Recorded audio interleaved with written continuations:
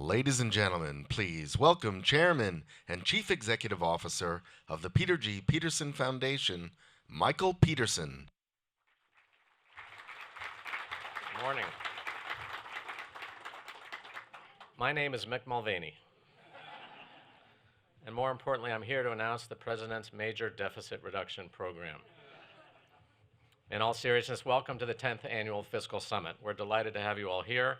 It's our first time, as you know, in the museum, so we're excited for this day. We have a great lineup of speakers and content for all of you. So welcome and thank you for being here.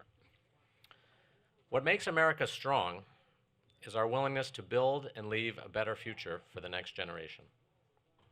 We did not get to where we are today by having prior citizens focused only on their short-term interests. The greatest generation and many more before it took steps to build a great America for the future. And in many ways, that's what the Peterson Foundation is all about, and that's why today's summit is called Building America's Future. Today, America faces complex, interconnected challenges, including rising inequality, unaffordable health care, faltering infrastructure, a changing climate, failing education, and unpredictable security threats. And amid the debates over these priorities, one thing is certain. To address these challenges, we will need significant resources. And in this way, fiscal sustainability is critical to meeting our greatest challenges. It represents the foundation for our ability to address the needs and priorities of our society.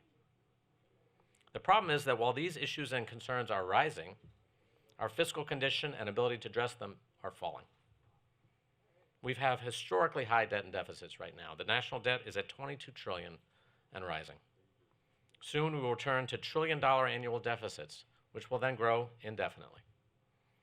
At 78% of GDP, the debt is already at its highest point since just after World War II, on track to grow to more than 200% of GDP in coming decades. Next year, we'll spend more on interest than we do on our kids. In just 6 years, we'll spend more on interest than national defense. And from there, interest doubles over just 10 years. Staggering. Whether you are a conservative or a progressive, having high debt hurts the ability to address your priorities. Unfortunately, these fiscal realities are being obscured in the current conversation. Fiscal responsibility is being cast aside, demoted to a low priority by some policymakers and economists. This emerging view is some combination of unrealistic wishful thinking and political procrastination.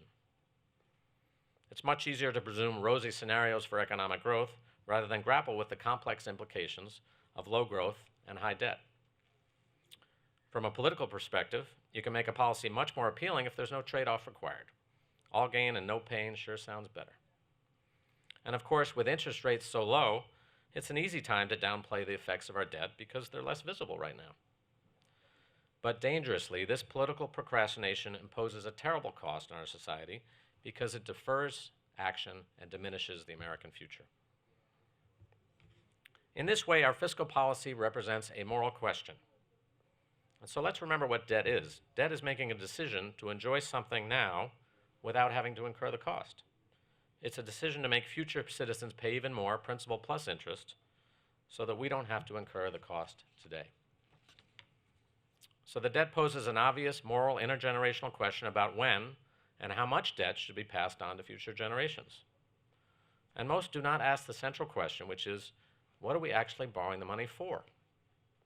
What is the use of proceeds? If we're taking on a debt and deciding to pay more over time with interest, what are we doing with that money that makes it a good decision for our economic future? Here the problem is that our deficits are structural in nature and are used to fund much more consumption than investment. In fact, we've been cutting investments while increasing deficits in recent years.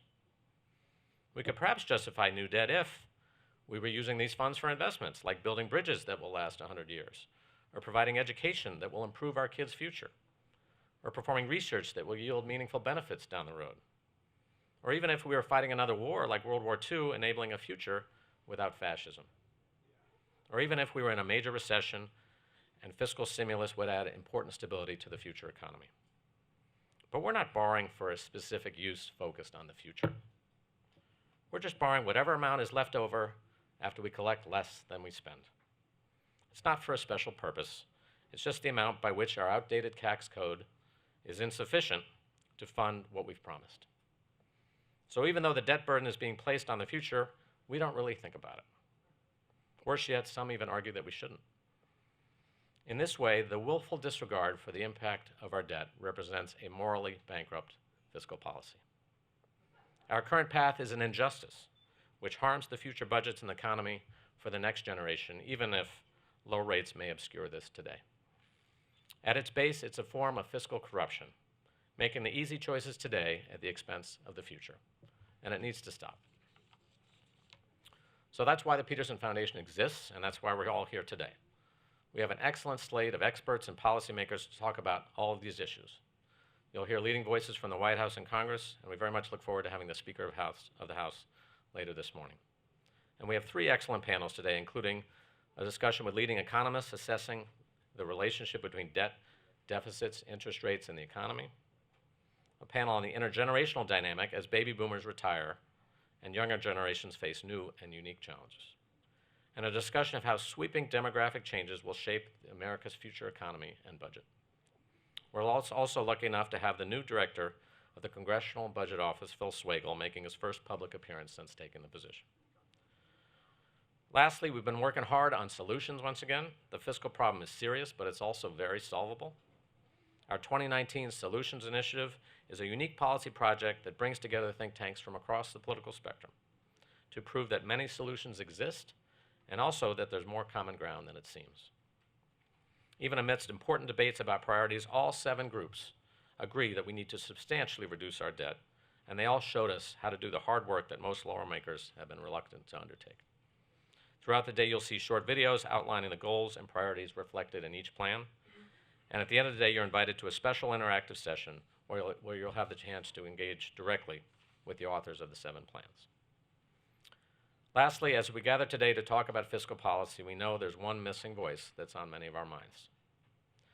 Alice Rivlin was a pioneering leader, full of good ideas and passion. As the founding director of the CBO, she was committed to fiscal responsibility and fact-based analysis, and was instrumental in establishing one of the most important institutions in our nation's history. Her lifetime of work is an enduring inspiration to all of us. So with Alice's legacy and example in mind, as well as my father's, thank you once again for coming, and I hope you enjoy the day.